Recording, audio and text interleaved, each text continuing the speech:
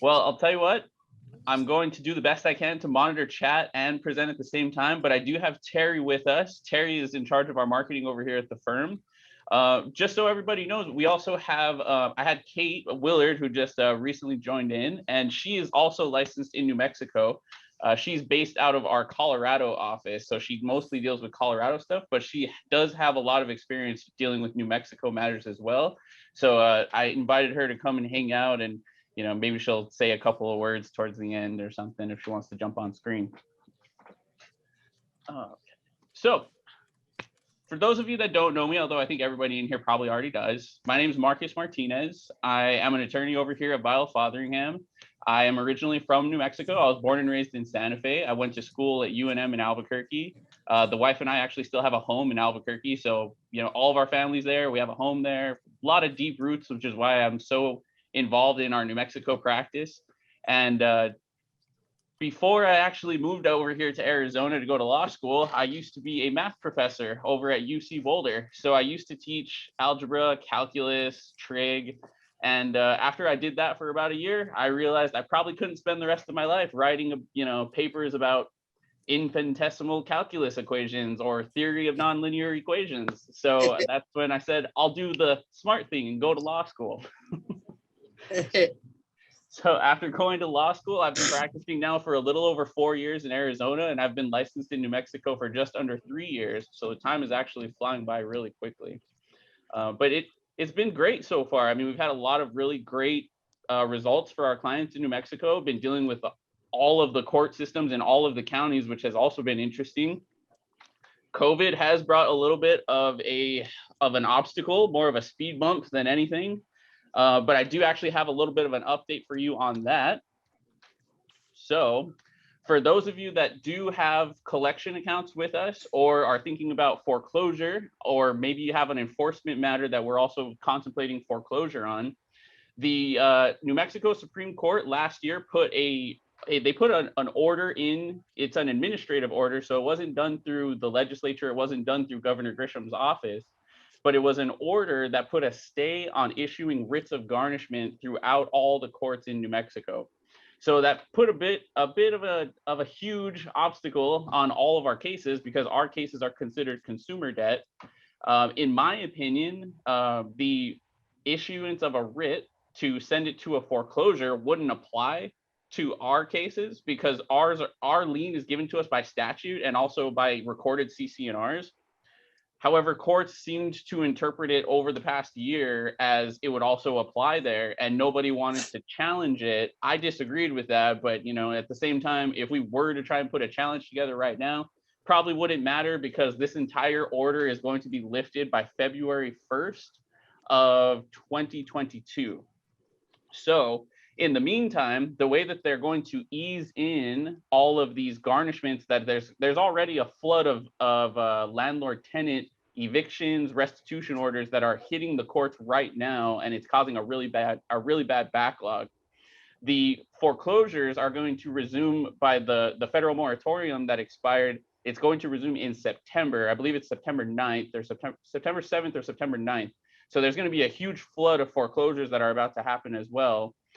For any of you managers that are current clients, if you receive a summons for one of your associations, make sure you forward that over to me so I can make sure to take a look at it for you, because depending on what type of foreclosure they're seeking, it may have an effect on the lien that we have on the property. So you may need an attorney to represent the association to just work out a stipulation to where that we're still available for excess proceeds, or make sure that if our lien was or was not included properly, that we make sure it is actually, so it doesn't affect us down the road. As far as for judgments on collection matters or foreclosures that are currently in place, depending on the year it was entered is when the writ of garnishment may be issued. So starting September 1st, if your judgment is 2016 or prior, you can get a writ of garnishment. Starting October 1st, you can have a judgment if your judgment was entered before December 2018, you can get a writ of garnishment. November 1st for any prior to 2020, and then for any prior to 2021, starting January 1st, and then the whole thing is lifted starting February 1st. So that's just a quick little update. if you are a current client with me, I'm probably about to send you a list of cases that I think are ready to go to foreclosure, or things where maybe we wait on this one for a garnishment on these dates. Just something to be aware of. This all happened last month, and it's slowly being implemented as kind of everything is with the court system. So I have a also, if question. anybody has any questions along the way, go ahead and type it in chat. I try to catch it as quickly as I can. And worst come to worst, I will save some time at the end for just any questions that you have, and you can just throw anything my way. So today's meeting, or today's Zoom call, is about how to have efficient board meetings through Zoom or some other sort of teleconference. During the COVID pandemic, Governor Grisham suspended in-person meetings over a certain amount of people. And even now, she just reinstated the indoor mask policy, which I believe goes into effect on Friday. So as you would imagine, these Zoom type of meetings may be a thing moving forward that we're just going to have to deal with. Definitely in the meantime, there was the public health order. Oh, I had a quick question here. Does that affect bankruptcies as well? So the bankruptcies, that question kind of depends. Bankruptcy is all driven by the federal court system. So if you have somebody who filed for bankruptcy recently, it's all federally driven. So whatever federal limitations are there, that will affect that. Typically, and in the bankruptcy code itself, things like statutory liens for assessments are exempt from bankruptcy. So usually when a person files bankruptcy, it's either a Chapter 7 or a Chapter 13.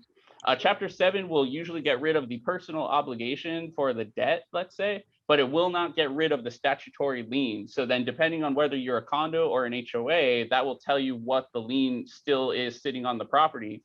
I can tell you that a Chapter 13, oh yeah, I definitely put an email at the end, Maggie, for Terry. She will send out all the materials for anybody that needs them at the end as well. When it comes to a Chapter 13, there is what they do is a Chapter 13 says, I have money, but I don't know who to pay. So bankruptcy court, tell me who to pay. And then you make a payment plan, and then you follow the payment plan all the way through. It typically takes about 3 to 4, sometimes 5 years to fulfill a Chapter 13 bankruptcy plan. So those Chapter 13 plans and Chapter 13 bankruptcy matters tend to extend out way, way beyond. Chapter 7 is relatively quick. It usually takes about 90 to 120 days. Just depends on the paperwork, but it probably doesn't have very much effect on bankruptcies. Just as far as for garnishing, which is the whole point, it's like, why do I have this judgment if I can't do anything with it? It's just a piece of paper. So do you think the stays will be extended past February? No, because the courts, the Supreme Court, it moves so very slow that when it starts to put things in motion, it's very clunky and hard to reverse. So I can't imagine that they would go back and try to reinvent the wheel there. Now that they've actually put a plan in place, I think they're just going to follow through with the plan. But who knows? We'll just have to keep an eye on it. And I'll keep you guys in the loop as much as I can, especially if we get any more updates like that. But yeah, great questions to start. Oh, it's great. Like I prefer if it's more interactive like that, so I'm not just like yelling at you. So anyway, all right. So the whole idea for this presentation came out of this article that we saw earlier in the COVID cycle. I think it was like maybe about June of 2020. And the whole article was based around what are the top 10 ways that you can mess up a meeting like this. So we went over the article and we addressed all 10 of them. And then we said, let's make a presentation where we say, how do you actually avoid all 10 of these things? So I'm going to go over this list with you real quick, and then we'll actually go through all 10 and how to avoid doing these things. So number one, email discussion or decisions. Typically, you run into this a lot when you have some board members. I mean, I try to emphasize this as much as possible to my boards that when you are a board member, you are wearing 2 hats. You are an owner and you are a director. So the things that you say during a meeting, especially an open meeting, can be interpreted as the point of view or the statement of the board, which can have legal consequences, can have all kinds of different consequences depending on what is said. So that's usually what I say. If somebody's coming at you in the middle of a meeting, the worst thing you can do is take things on the fly. The other terrible thing you can do is ever bring up things that you were talking about previously before the meeting, or things that you plan on talking about later on. The best answer, if you don't know or you aren't sure, is I don't know or I am not sure. And that is perfectly acceptable in open meeting. It doesn't mean that you're never going to answer them. It just means I'm not going to let you get me in a gotcha moment here on the fly when I don't have all the available information to me. I mean, I've had quite a few recently where people are coming to the meeting, owners, and they're very upset, and then they bombard the board with so many questions. And then the board members are kind of struggling because they want to be transparent, they want to be open, but at the same time, we can't just take random things that are thrown at us in the middle of the meeting and address every single one. So, and of course, entailed in those are, especially if you have email discussions with the board prior, or email discussions with your manager, email discussions with your attorney, those are all things that you may not or cannot have disclosed during a meeting. So those will definitely get you in trouble. Number 2 is improper notice. So clearly, first you would go to your governing documents on what proper notice is for your association. Under the New Mexico HOA Act and the Condo Act, there is a day requirement. Of course, if your governing documents are more strict, go with those. Otherwise, go with what the statute says. There is a different notice requirement for the different type of meeting. So you'll have your regular meeting, you can have your annual meeting notice, and then you'll also have special meeting notice. Just depends on if you're doing something like a dock amendment, if you're trying to remove a board member, or any other reason that you might call a special meeting. So make sure that you have proper notice. Chaotic meetings, this feeds into like I mentioned in number 1, where you have that instance where somebody's bull rushing the board, running to the table, and they're slamming and they're saying about how horrible everything is and how they've been trying to do all these different things and why hasn't this got done, why hasn't this got done.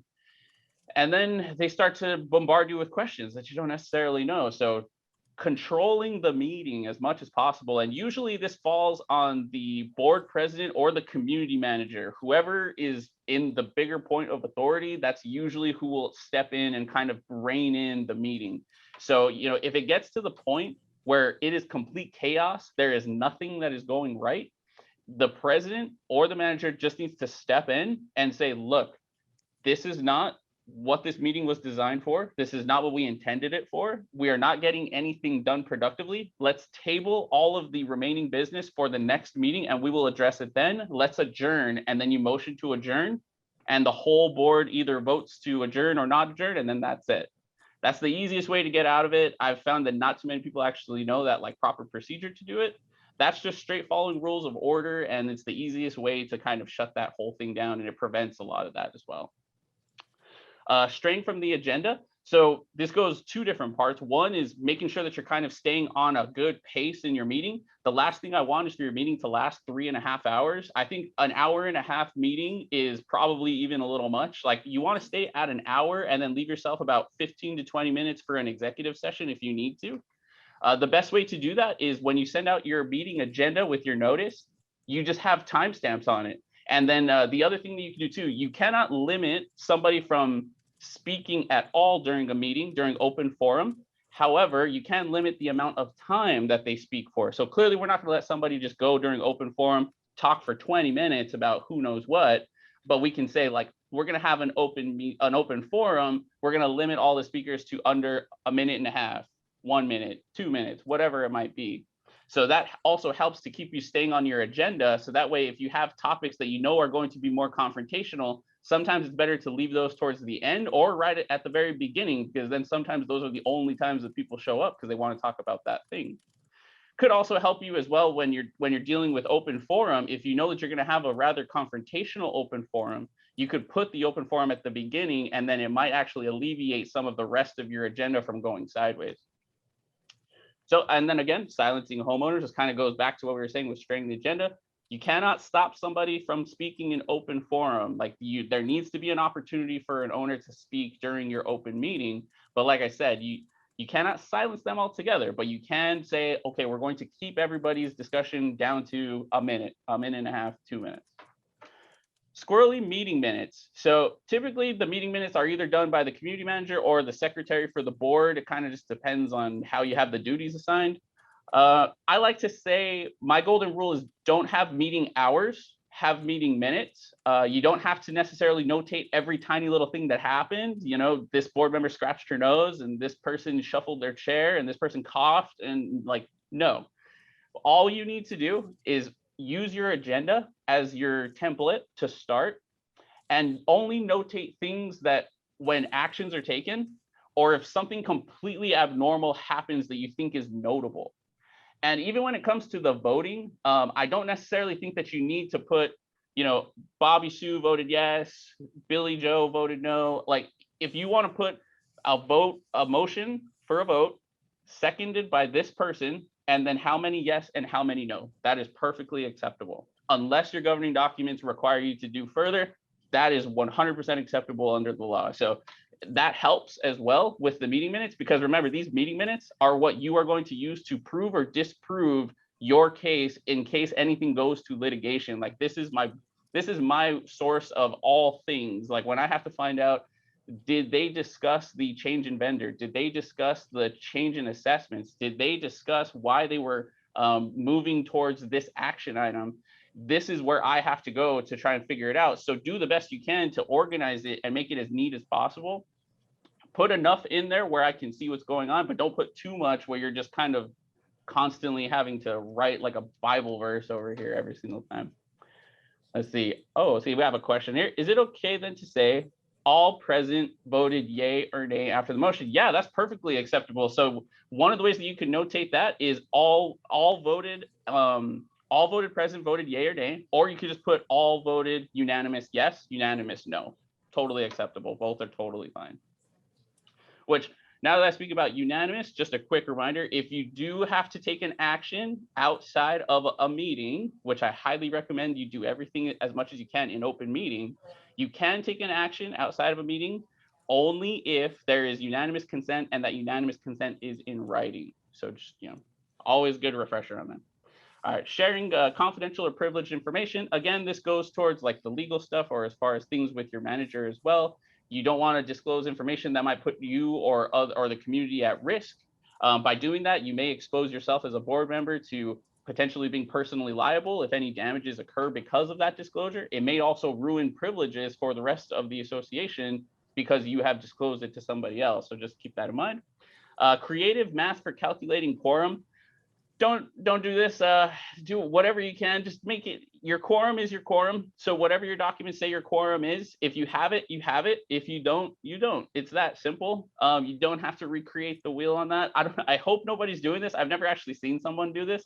I do see creative math happen sometimes with removals, especially when they're trying to say, oh, well, we had a quorum because, you know, we had these votes and these votes and these votes. They're not here today, and we didn't actually get the ballot back, but we do have a quorum. And it's like, I don't think so.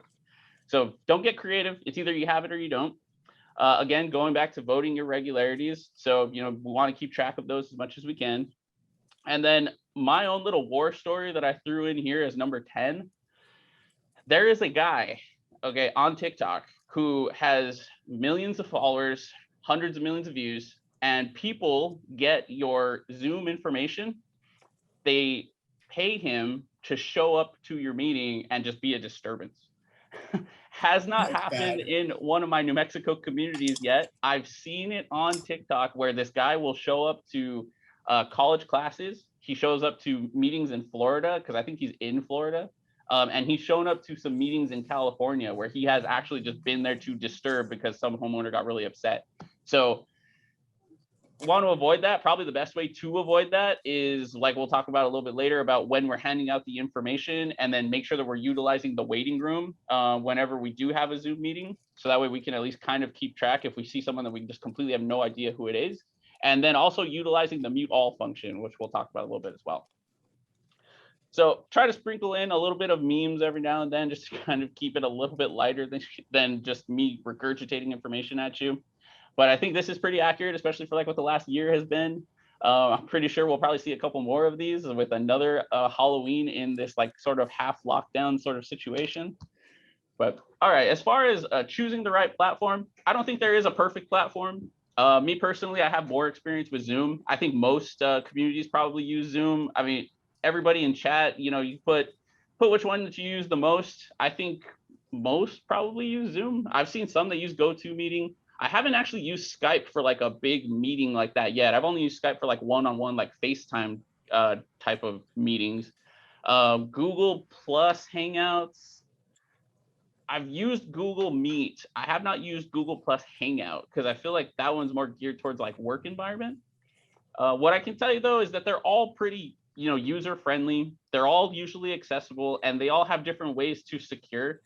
So, I mean, it doesn't really matter. Just make sure that you choose the one that you are the most comfortable with. Like I said, I think Zoom is probably the most user friendly. It's probably the most widely used.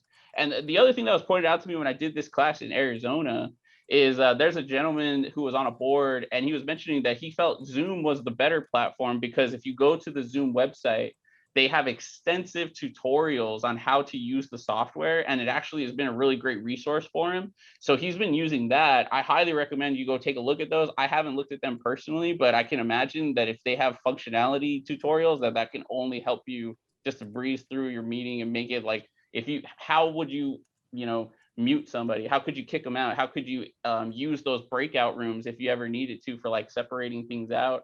Or if somebody's causing a disturbance, is there certain things that you could do to either get rid of them altogether or not? So yeah, definitely take a look at that. I don't think there's any perfect platform, but I just have more experience with Zoom. All right, so virtual meetings are useful. They do not require members to be physically present, which can be great with everything that's been going on with the pandemic. It can increase member participation, which we have actually seen a lot of, which is also really great. And of course, we're trying to help prevent the spread of COVID-19. The virtual meetings as a whole, I think they have made it easier for people to participate. But at the same time, like even when meetings were held in person, the only time I feel like people are really eager to go to a meeting is if they're upset with something. So when I find that people are not having a lot of participation, it's usually because the community doesn't necessarily disagree with what you're doing, which is not necessarily a bad thing. Of course, you do need member participation for things like elections. You do need it for if you're trying to get like amendments passed, if you're trying to do anything as far as like a removal type of process. But in general, I think virtual meetings have been found to be very useful, and they have increased a lot of participation across the community. My biggest issue with it has been, I mean, sometimes you do still end up with that one or two people in the community that do not have a computer, refuse to like get on with technology, and they're just like, I don't care, I'm not going to do this Zoom thing, or like my grandkids locked me out of my computer, I have no idea how to use it. So it's good in that way, but it does kind of, kick out that person a little bit. So I found that the hardest thing has been to get those people into the conference call, because like there's a huge number that you have to dial into for Zoom, and then you have to enter the meeting, and then you have to enter the passcode. So, but other than that, it has been useful over the past year, which I think everyone can probably agree. So of course, our biggest problem is usually security. Hackers have remotely activated previously disabled cameras. I mean, I haven't seen it in any of my meetings. According to this article, which I will also leave the link to, they mentioned that it does happen. I don't think so. Maybe that if somebody was able to take control of the actual portal device and then they were able to turn on and off video cameras, maybe. But I don't know if I would go as far as to say like somebody has hacked through Zoom and is now able to trigger your camera on and off at all times throughout the day type of deal. So, but it is still a concern. I mean, which is why we do need to utilize waiting rooms. We do need to make sure that we protect the meeting with passcodes and making sure that we have somebody monitoring constantly on who's coming in and out of the meeting. But like I said, I mean, challenging but controllable. And hybrid meetings have been a little bit challenging. The laws are clearly not caught up to the times yet. I don't really know how we could make laws that would actually like prevent somebody from entering a meeting, especially like what if they're in a different jurisdiction, and or if they're using an IP address like a VPN, like how would you be able to tell it anyway? But for the most part, I think we haven't run into as many security issues, which is a good thing. So being that our laws are not necessarily caught up with the times, our governing documents are 100% not caught up with the times, especially when I have communities that have governing documents that go back to the 90s and sometimes the 80s in New Mexico. So one of the things that you can do, and you should definitely look into, is possibly creating a policy in line with your bylaws on how you are to do these sort of virtual meetings moving forward. I have a couple of templates and a couple different policies that I've given to clients in the past year. I'd be happy to share that with you if you want to take a look at that. Usually the best way to do it is to kind of put some guidelines on how everybody's going to act, which we'll go over a little bit in the next coming slides. And then we can also give some guidelines on where everybody can go to find the information in order to get into the meeting, as well as how we're going to do notice, as well as, you know, how is our time going to be split up when it comes to doing different things, as far as muting everybody like during the meeting and trying to limit the background noise, just things in general that will help make your meeting work a lot more efficiently. So again, notice under the HOA Act, it is 47-16-17. Under the Condo Act, it's 47-7CA. Of course, go to your bylaws first, because in my mind, your bylaws are on level playing field with the statute. So if your bylaws say something different than the statute, go with what your bylaws say. Clearly, I can't tell you exactly what your documents say without seeing them, but in general, a notice should have the date, time, and place of the meeting. The most common question I get is, does this include the meeting link or call-in information? It's a great question, gray area. I mean, in my opinion, I think you probably have to give the meeting ID at a minimum. I don't know if you need to post the passcode on the meeting notice. Ugh, that one's tough though, because then if I don't put the passcode on there, then how does the owner get into the meeting? If I put the passcode on there, it also opens up my community to somebody else coming in that may not even be a member of the community. So gray area, I think if you put the passcode on there, you kind of open yourself up. If you leave it off, I think you can utilize the waiting room where if somebody comes in, hopefully they put their name in and you can kind of identify who it is, although that is pretty tough, especially if you have a really big community, trying to see who are all the owners coming into a meeting at once. Although at the same time, I feel like the amount of people that are showing up to the meetings is not overwhelming, which has been good. So hopefully you can kind of track it as they're filtering in. But I mean, does it mean you need to include it in the notice? I think under the law, you don't have to. Clearly, my recommendation is at least put the meeting ID in there. If you want to put the passcode, I don't think there's anything wrong with that. I just think there's that possibility that you then open yourself up to just a random person dropping in your meeting. So check your systems to make sure that they are working. One of the things that I do run into a lot is when people do have to switch from one speaker to another, or when they're trying to show a document or show another document, and all of a sudden you're sharing screens from different applications that maybe you don't necessarily want someone to see, or it's just not working because maybe your dual monitor setup is kind of messing up the thing. So making sure that everything is working prior to your presentation is always extremely helpful. Even before this meeting, about a half an hour before, I made sure all of the sound was working. I made sure I had all of the clips lined up that I'm going to show you later. I made sure that all of the speaker was working, the presentation was working properly. So making sure just to double and triple check everything. As far as like tech specs goes, I mean, most people have modern day computers, so you don't necessarily have to worry about that. But typically, you know, if you have a relatively new, like in the past 8 years computer, you don't have to worry about like an app loading properly or making sure that you have proper internet. Sometimes you might get a little glitchy if maybe you have a spotty internet connection. So maybe that might be something if you want to look into like a hardwire as opposed to Wi-Fi. With the shared screening, of course, make sure that it's working properly and you're able to switch from one to the other. Make sure that your audio is working, that you can hear participants and they can hear you.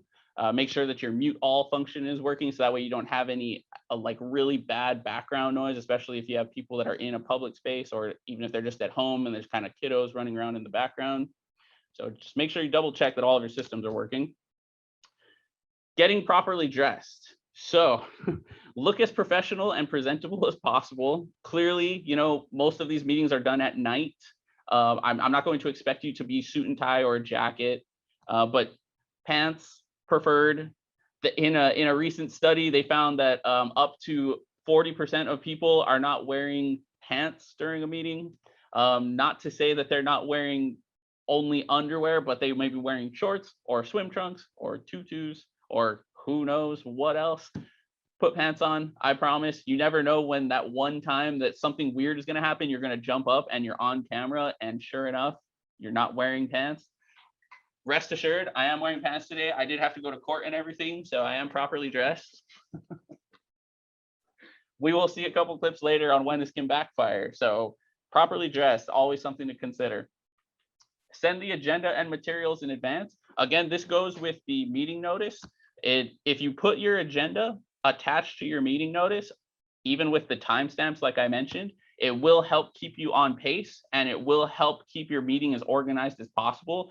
And for some people that only want to come and listen or talk for one topic, they may only log in for that one topic. Like, let's say in the middle of the meeting, you're going to talk about this new landscaping vendor that you're considering. Maybe that homeowner only wants to come in to talk about that and isn't necessarily worried about the previous meeting minutes, the financials, establishing quorum. Maybe they don't even want to be there for open forum. They just want to be there to see what's going to happen with the landscape contract. So, it can also help keep that just on pace. So we're not constantly jumping around. We're not getting completely bogged down on just one topic. And we just want to get through these meetings so they're not taking 2.5, 3 hours, which I tend to see more often than not, which is kind of a pain. Again, something to always think about. Maybe you want to have the open forum earlier in the meeting, especially if it's going to be more confrontational. Typically, I see it towards the end of the meeting, but sometimes if you have people kind of waiting around through all of the formalities just to kind of yell and scream, I mean, sometimes it's better to put it at the beginning. So, all right, next slide. Now, a little bit of a meme here, and I know that I already did the first one, but waiting for the host to start the meeting, the group discovers virtual backgrounds. Not too many virtual backgrounds today, I'm surprised, but someone really struggling with the audio. We haven't done that yet, thank goodness. Let's try that. Let me try headphones.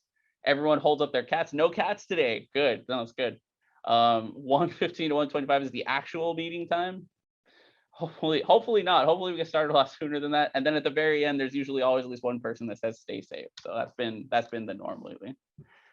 Again, sticking to the allotted time. Always want to be mindful of everybody's schedule. Agendas can help keep everything on track. Manage expectations, some discussion. Mute button in case somebody starts to go over their time or somebody is becoming very disruptive. So I think I've pounded that one into the sand there. Giving your full attention. Be as present throughout the meeting as you can. Clearly, if something happens in the middle of a meeting, you can always close your screen and just kind of deal with it, mute yourself in the background. Try to participate in a space that's as free from distraction as possible. As you can see from my office, like I have my blanket and my couch there where I sleep when I contemplate my life decisions of becoming an attorney. But for the most part, there's no sound in here. I have the door closed. I have a pretty good light in here. And I don't have people coming in and out. So you will see also in the clips that sometimes there is just too many instances at home where people are running around in the background. You have little kids that will show themselves through many different parts. So anything you can to limit that sort of background noise. It helps not only the speaker, but it helps the other people that are watching, because when you have like a grid view of everybody's camera, the one that tends to be moving around or have stuff going on, that is the one that people will focus on, and it will cause people to completely forget about what's going on. And then I do have a clip about somebody that did go to the bathroom during their meeting. If you do need to go to the bathroom during your meeting, please shut off your camera or leave your computer to the side. Trust me, an internet meme will never die. And that poor lady that I will show you later, she will never, ever go another day without being known as the girl that took her Zoom camera to the bathroom. Mute your microphone when it isn't your turn to talk. So again, this not only for you as the person that's attending the meeting, but you as also the person conducting the meeting. Mute everybody that's not talking. Limits the background noise, limits the distraction. It keeps everything on pace. As you can tell, there's a theme to this. Like, we're doing everything we can to try and just make sure our meetings are currently flowing. We want to limit distraction, limit disruption, and do everything we can to just kind of stick to our schedule, stick to our agenda. And this can help with the mute all function. It can also help when you only have, you could also utilize the raise your hand function as well, which I've been told has been very good, especially if you have questions. Or you could utilize, like I'm doing with the chat function. If somebody has a question, they could always throw it into the chat, and then you can address it that way, as opposed to somebody trying to jump in the middle of a talk, and then it always usually cuts somebody off, and then it only gets part of the next person. So anything we can do to stop those, that also really helps with your meeting. Managing the chaos. So again, it's kind of feeds off of the other things we've already talked about. Find yourself a quiet spot at home to attend the meeting. Turn off your TV, put your phone to the side, close any doors. If you have other people that are sort of lingering around the house, try to keep them separate. If you do feel like maybe your background is a little too distracting, you can utilize the virtual backgrounds. They're usually not too hard. You can usually download a lot of extra ones if you need to. If you are like really into it, you could get a green screen and then you can kind of put whatever you'd like behind you that way as well. Using an appropriate screen name. I was actually surprised. I was in a court hearing the other day and there was an attorney that did have an inappropriate screen name. I don't remember what it was because I didn't see it, but the judge noted it in the court docket. So it was like on the record, the judge told the attorney to make sure that they change it next time. So something to be aware of, especially there's too many times where you have a Zoom happy hour and maybe you had some name before that you don't necessarily need for your professional meeting or your board meeting the next day. Robert's Rules of Order. Okay, so I usually get this question a lot. What are the official things that I need to do under Robert's Rules in order to be compliant for all of my meetings? So there is a huge book called Robert's Rules of Order, very large, probably about this thick. You can go through and it's used for parliamentary procedure. At the very end, there is a rule that states that unless your group has over 13 members, you do not need to follow the formal rules and you can follow an informal version of them.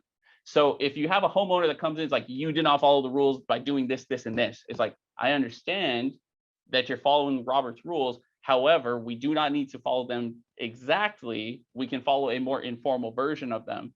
And then most of this goes towards addressing the speaker, motions, seconding the motions, discussion, and then vote. So if you can get into a routine with your boards during the meeting of any time there's an action item, we recognize the speaker that's going to talk about it. We're going to use motions to either approve, disapprove, discuss, and then you vote. It's that easy. So, I mean, it's just helps, again, keep you on pace.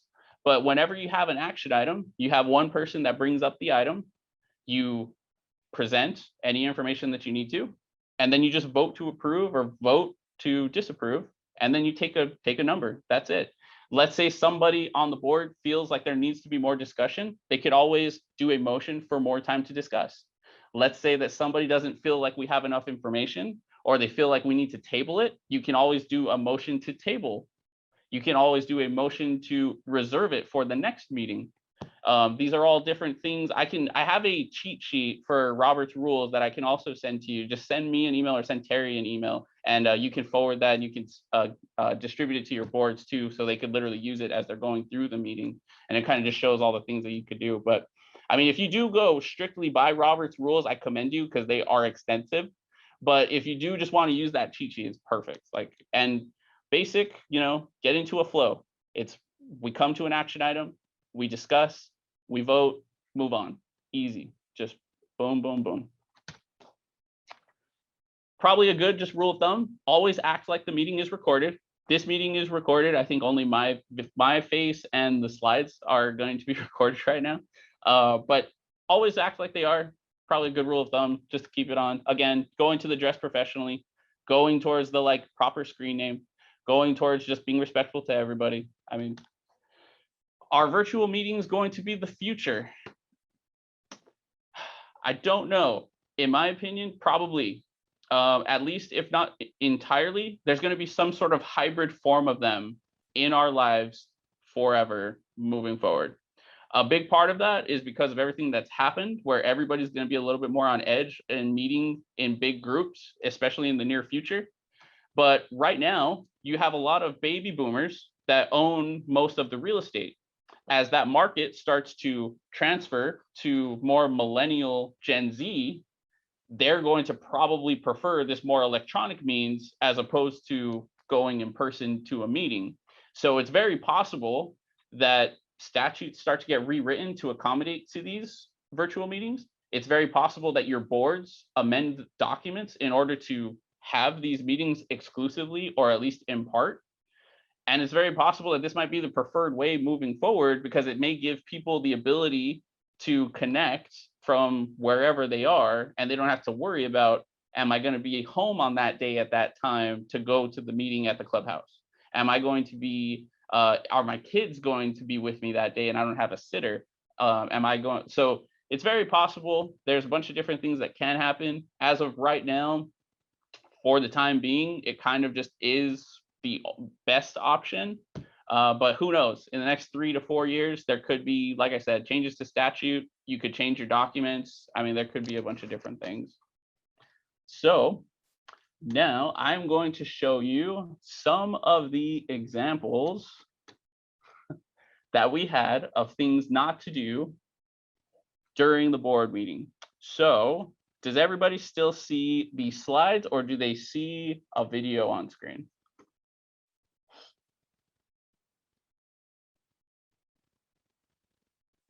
Slides. Okay, perfect. So now let me. There we go.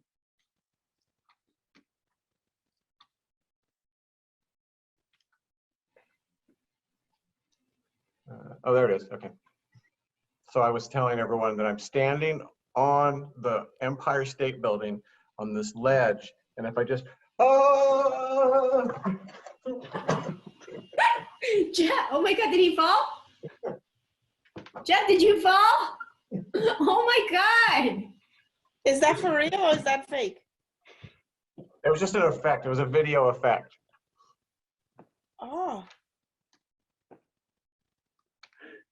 I mean, I know the guy's trying. Like he, I think in his mind it was more of a dad joke anyway. But I mean, how many times do you think that is probably going to happen has that ever happened in any of your board meetings where somebody just wants to completely derail it for a couple of minutes to do something like that?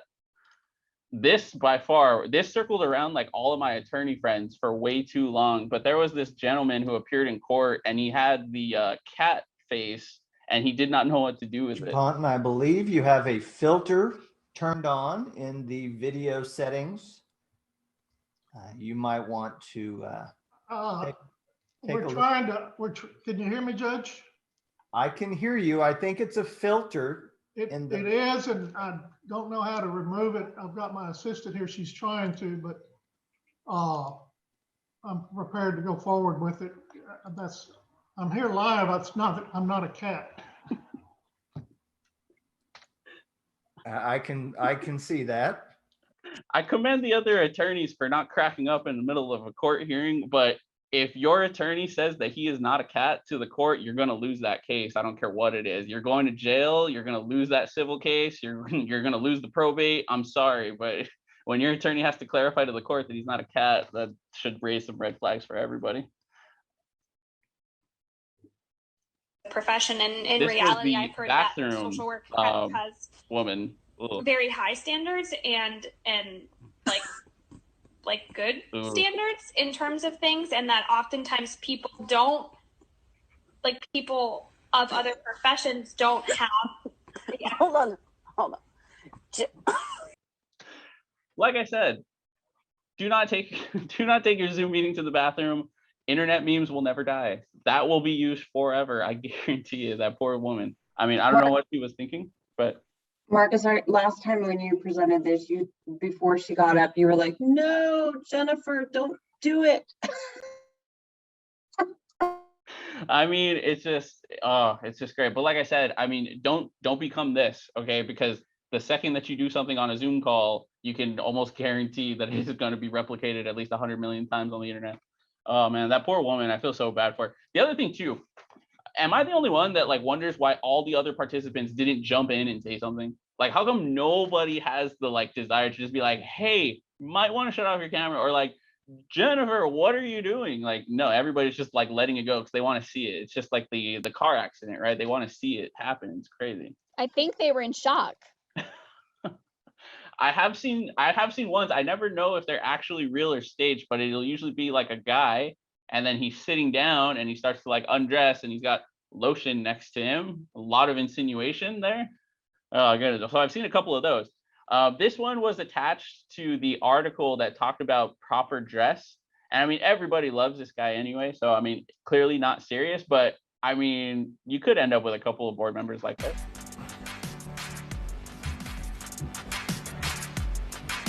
Good old John Krasinski.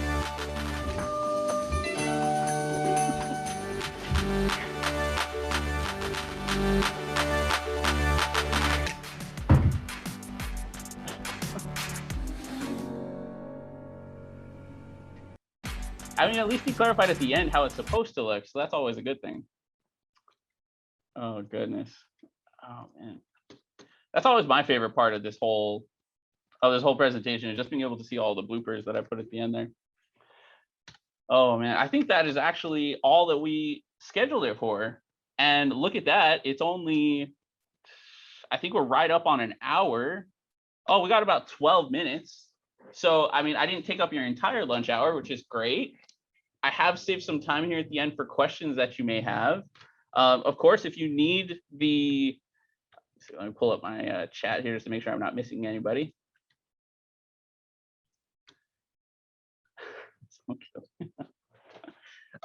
If you have any questions, you can always shoot me an email. Again, my email is marcus.martinez@vflaw.com. Email Terry Rodriguez, and that's Rodriguez with an S. You know what's really weird is being raised in New Mexico, I hardly ever saw last names that ended with an S like that. But here in Arizona, they always ask me, is that Martinez with an S or a Z? And I'm like, I've never seen Martinez with an S. But Terry Rodriguez with an S at vf-law.com. She can get you any of the materials. If you want to email me, I can get you that Robert's Rules of Order cheat sheet if you need it. If you think that your community might need a template or want to see what like a virtual meeting policy kind of looks like, I can definitely get that for you as well. Other than that, I can leave it open for any and all questions that you may have. You can throw it into chat, you can jump in and you can ask me whatever you prefer.